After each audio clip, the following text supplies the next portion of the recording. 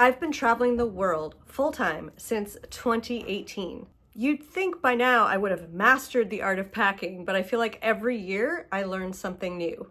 I can tell you that if you're living the full-time travel lifestyle, no matter how little you pack, you'll always wish you were carrying less. If you're traveling full-time, here are a few things you'll want to keep in mind when it comes to packing. First, unless you're traveling luxuriously and you have like a Sherpa or something, you're going to be carrying all of your own luggage, which means all of your own weight is either on your back or pulling on your arm. So that means that you really want to be careful when you consider the weight of the items you bring. Second thing to consider, if you're traveling by train, which is a great way to save money, train or bus. I find though on buses, you can usually like wheel your luggage up to the back of the bus and then put your bag in a storage area and you get help doing that. Gotta love when there's sirens passing by as you're trying to record a video on YouTube. So if you're taking that train, then you have to put your bag typically in overhead over your seat. Or if you're lucky, then you get some space on a luggage rack. But if it's over your head, you usually have to lift that up yourself. Again, weight becomes an issue. Third thing to consider, if you're traveling on a budget, you want to avoid excess baggage fees. Sometimes if you don't have loyalty with a specific airline, you may have to pay to check your bag. But more than that, if your bag is too heavy, then you have a excess baggage fee, so you want to avoid all of that. Fourth thing to consider, large bags and lots of luggage make you more of a target for theft. So you're gonna move slower and you're gonna have a harder time handling everything. So the less you carry on a full-time travel journey, the better. I travel with a carry-on sized suitcase that expands slightly and a smaller backpack for my electronics. As you may know, anything electronic, batteries and so forth has to be carried on the plane with you, and you're only allowed a specific amount of weight for carry-on bags. So again, what you bring in your carry-on is also really important to consider. That means if you're a YouTuber, a blogger, if you need your computer, a photographer, all those things, all of the equipment that goes along with any of those kinds of jobs, you have to take all of it in your carry-on bag. Without further ado, here are the 10 things that I will not be packing in my luggage in 2024 for my full-time travels. First thing, a telephoto lens. So I found even with my mirrorless camera, the weight and the size of the telephoto lens are just too much. They drive me crazy. I actually use my telephoto lens on my camera the least of all the other lenses, so I'm leaving it at home. What I've traded it for, and I'm trying it out, is on my iPhone, I bought a zoom lens. This is Shift Cam. So this is a Shift Cam zoom lens that I am trying out on my iPhone. And you can see it's much smaller. It's actually not completely lightweight, but it's also not heavy. So it's much lighter and much smaller than a telephoto lens. The second thing that I'm not packing in 2024, makeup. These bags, I don't think people wear as much makeup generally anymore, but when I first started traveling, I brought everything. I thought, oh, I'll need my eyeshadow, my eyeliner, blah, blah, blah. You know what? I wear almost no makeup. Actually, cancel that. I wear no makeup when I travel. Once in a while, I might pick up like a lip gloss or something, and that's it. And I can't tell you the weight of these things and not having it in my luggage is a blessing. So bye-bye makeup. The third thing I'm not packing in 2024 is a headset.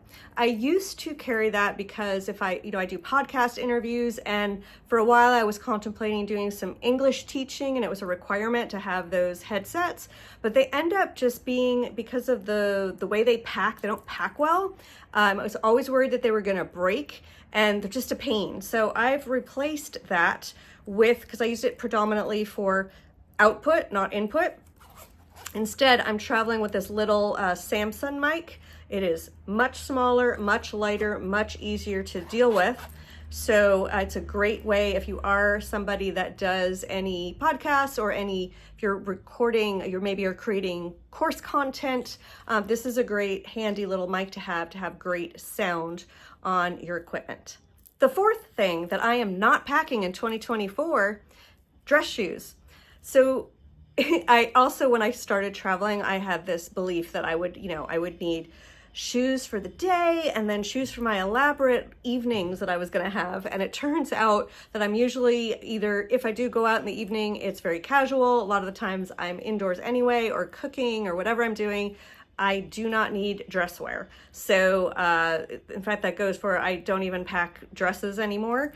And I don't pack dressy shoes. I usually have like a sandal that can double up as casual dressy, but dressy shoes have no place. And my recommendation is you don't bring more than 3 pairs of shoes. One is the pair on your feet as you travel, and the other 2 in your luggage. And it's really important to consider, again, the size and the weight of each shoe that you bring.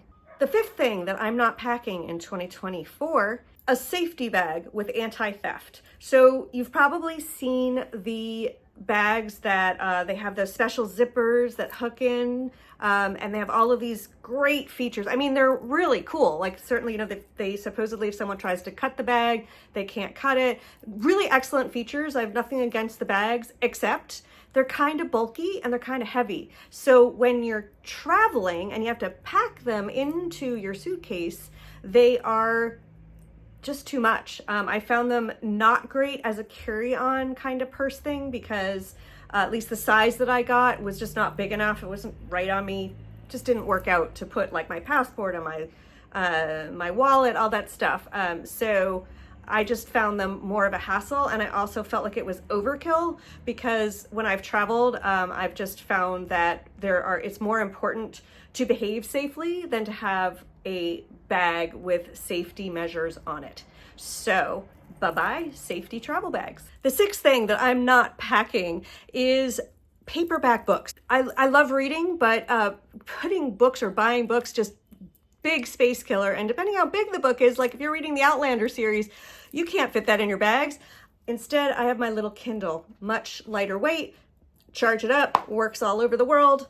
And although you can't download books in other languages from other countries, so if that's important to you, you either have to get the paperback book or invest in multiple Kindles or e-readers, which probably is a cost killer. So I just make do with my Kindle.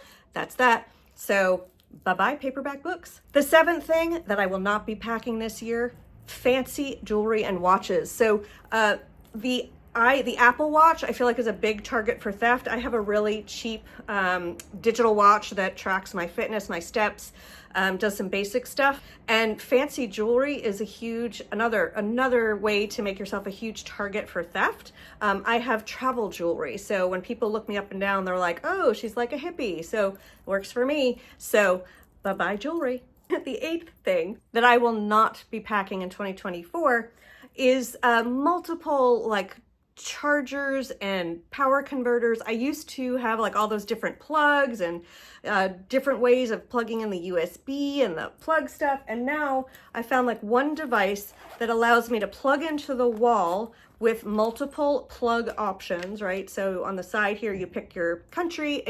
It's most, not all countries. So once in a while, I do have to buy a local plug. But other than that, it's got both the USB-C and the USB-B ports. So one device like this is all you need to charge everything. And if it's not, then take turns. Maybe one afternoon you charge one set of devices and overnight you charge another. Really, this is a big space and weight saver. The ninth thing that I will not be packing in 2024, a GoPro. I used to carry one because in rationale, it makes a lot of sense. It's small, it's light, it's great, it's easy to use. Problem is, you actually need a bunch of accessories. It had a sort of large carrying case because I like to keep it safe in a harder case. And I found that at least the older model I had, it was sort of further away. It was zoomed out more than I wanted. And especially for talking videos, my iPhone just works so much better. So the GoPro just became extra space for something that I wasn't using. Bye-bye GoPro. The 10th thing that I will no longer pack on my travels, my iPad. So again, one of those things that seems logical. It's small. I thought of it as something to replace my laptop with. It is small, but when you add the keyboard, it actually became heavier than I thought. And it turns out it doesn't play so nicely with WordPress. So when I was trying to like upload photos and write blog posts, my God, it took hours. It was terrible. So I found that for my work, doing blogging, doing all the electronic stuff that I need to do, the video editing, all of that stuff, my laptop works better. So, and I don't need two electronical devices. So my iPhone is like a smaller version of an iPad, so I don't need two of the same. Good news. If, despite everything, when you land somewhere, you realize you've just brought too much stuff, seek out a local thrift shop and give your stuff away. When I started my travels in Costa Rica, I was traveling with a giant power bank and it was heavy, and I thought I would just, charge all my devices easily. It would just be really practical. It turned out to be the biggest waste of space I could imagine. Well, while I was in Costa Rica, I needed the charger for my iPhone.